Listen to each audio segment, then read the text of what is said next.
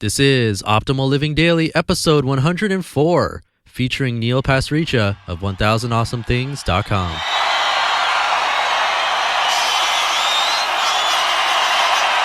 Get ready to maximize your potential with Optimal Living Daily, the podcast that brings you the best in personal development and productivity every day of the week. Your optimal life awaits. Now here's your host, Justin Malik.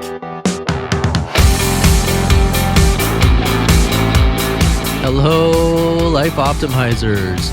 Welcome back to another special edition of Optimal Living Daily, where we're celebrating the 100th episode this week by hearing authors read their own content to you instead of me for a change. I'm Justin Malik, of course, and today is a brand new author to join OLD, and that is Neil Pasricha of 1000awesomethings.com. He's been incredibly successful with his blog, which won the Webby Award for Best Blog, and that led to him being a New York Times-bestselling author of the Book of Awesome series, which spent over 5 years on bestseller lists and sold over 1 million copies. On top of that, he's a Harvard MBA and one of the most popular TED speakers of all time.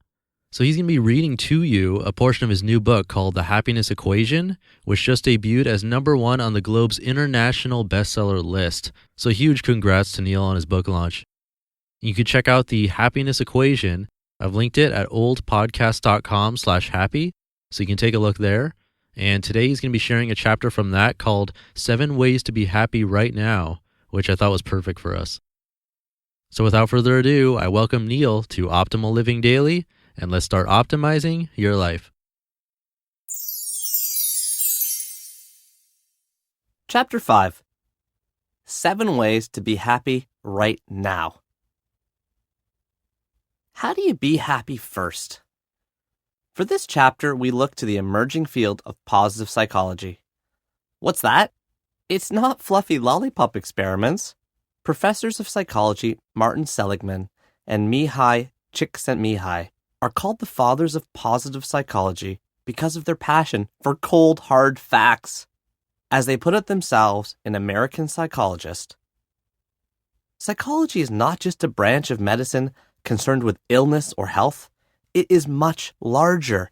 It is about work, education, insight, love, growth, and play. And in this quest for what is best, positive psychology does not rely on wishful thinking, faith, self-deception, fads, or hand-waving. It tries to adapt what is best in the scientific method to the unique problems that human behavior presents to those who wish to understand it in all its complexity. Positive psychology is a new and growing field. I have sifted through hundreds of studies to find the big 7 ways to train your brain to be happy. Many of these studies have been discussed in journals, conference keynotes, and research reports, but I've brought them together for you here.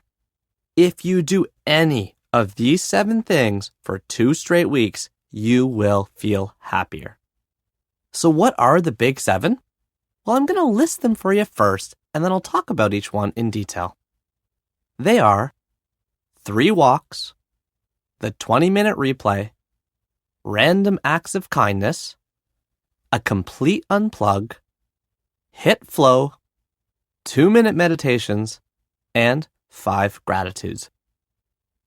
Now let's talk about each one briefly. 3 walks. Pennsylvania State researchers reported in the Journal of Sport and Exercise Psychology that the more physically active people are, the greater their general feelings of excitement and enthusiasm. Researcher Amanda Hyde reports, "We found that people who are more physically active have more pleasant activated feelings than people who are less active. And we also found that people have more pleasant activated feelings on days when they are more physically active than usual. It doesn't take much. Half an hour of brisk walking 3 times a week improves happiness." The American Psychosomatic Society published a study showing how Michael Babiak and a team of doctors found that 3 30-minute brisk walks or jogs even improve recovery from clinical depression. Yes, clinical depression. Results were stronger than studies using medication or studies using exercise and medication combined. Next is the 20-minute replay. Writing for 20 minutes about a positive experience dramatically improves happiness. Why? Because you actually relive the experience as you're writing it, and then relive it every time you read it.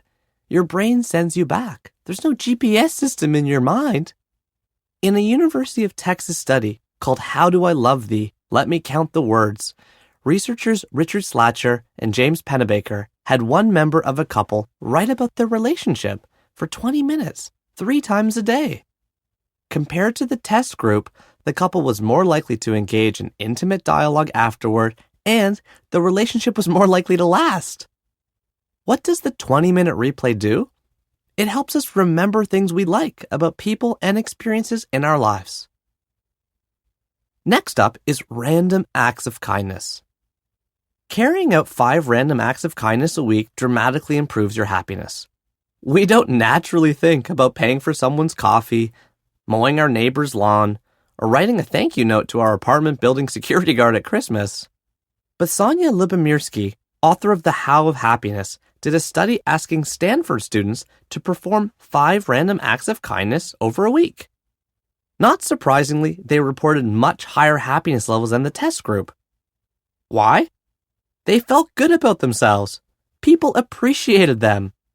In his book, Flourish, Professor Martin Seligman says that we scientists have found that doing a kindness produces the single most reliable momentary increase in well-being of any exercise we have tested. Next up is a complete unplug. The richest, happiest, and most productive lives are characterized by the ability to fully engage in the challenge at hand, but also to disengage periodically and seek renewal. Say Jim Lohr and Tony Schwartz in The Power of Full Engagement. And a Kansas State University study found that complete downtime after work helps us recharge for the next day. Turning your phone off after dinner, not using the internet on vacation. There's a lot more to this, and we're going to chat about it in detail in secret number 6. Hit flow. Get into a groove. Be in the zone. Find your flow. However you characterize it, when you're completely absorbed with what you're doing, it means you're being challenged and demonstrating skill at the same time. Mihai Csikszentmihalyi describes this moment as being completely involved in an activity for its own sake. The ego falls away. Time flies. Every action, movement, and thought follows inevitably from the previous one, like playing jazz. Your whole being is involved, and you're using your skills to the utmost. 2-minute meditations. A research team from Massachusetts General Hospital looked at brain scans of people before and after they participated in a course on mindfulness meditation and published the results in Psychiatry Research. What happened? After the course, parts of the brain associated with compassion and self-awareness grew, while parts associated with stress shrank. Studies report that meditation can permanently rewire your brain to raise levels of happiness. And finally, 5 gratitudes. If you can be happy with simple things, then it will be simple to be happy. Find a book or a journal or start a website and write down 3 to 5 things you're grateful for from the past week. I wrote down 5 a week on 1000awesomethings.com. Some people write in a notebook by their bedside. Back in 2003, researchers Robert Emmons and Michael McCullough asked groups of students to write down 5 gratitudes, 5 hassles, or simply 5 events that happened over the past week for 10 straight weeks. Guess what happened? The students who wrote 5 gratitudes were happier and physically healthier. Charles Dickens put this well. Reflect upon your present blessings, of which every man has many, not your past misfortunes, of which all men have some. So those are the big 7. You know it's important to be happy first, and those are the 7 ways to get there. Remember, just like driving a car, throwing a football, or doing a headstand, you can learn to be happier. You just listened to a chapter from The Happiness Equation by Neil Pasricha of 1000awesomethings.com, read to you by Neil Pasricha himself. It's a great book. You should definitely check it out. And I have it linked at oldpodcast.com/happy, so you can go there to take a look. And thank you to Neil for sharing this with us. I really enjoyed that chapter, and I'm looking forward to reading the rest.